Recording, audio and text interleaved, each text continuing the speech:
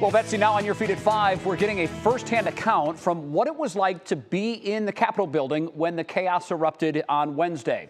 Digital anchor Stephanie Haney talked one-on-one with Senator Sherrod Brown. Stephanie, good afternoon to you. What did he have to say? Good afternoon, Jay. Senator Brown told me that at first, because they were isolated, they had no idea what was happening at the Capitol. Only when Senator Romney started to leave and was trying to go out the door, and they stopped him, which they normally wouldn't have done.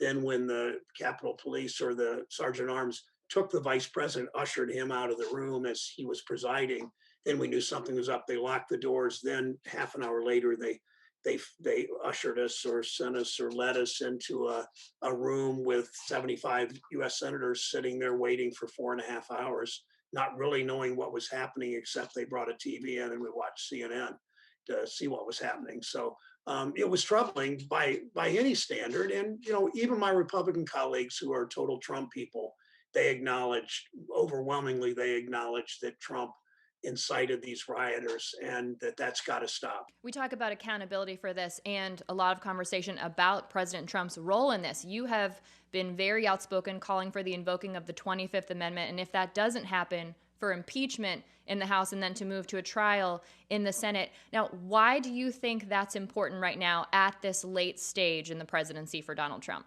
I'm hopeful that the vice president and the cabinet will do that.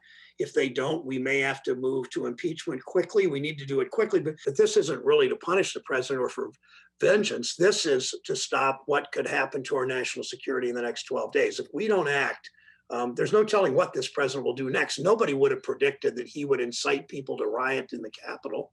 That had never happened, really. So we don't know what's next, but we're all concerned what he might use the military to do in the next 11 or 12 days. Senator Brown also told me what he thinks of the police response in D.C. this week. That's on the WKYC YouTube page, and I tweeted that at _Stephanie Haney, so you can find it easily there.